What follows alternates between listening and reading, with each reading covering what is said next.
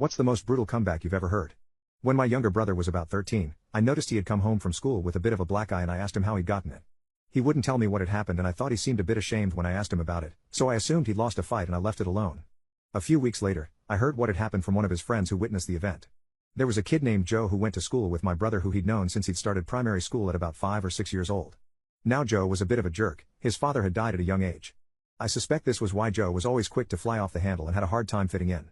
He had a reputation for winding people up and generally being a pain in the ass when he was around. My mom was friends with his mom, and I knew that Joe was usually a good kid at home, but acted out because he lacked support, and I know he still took his dad's death pretty hard.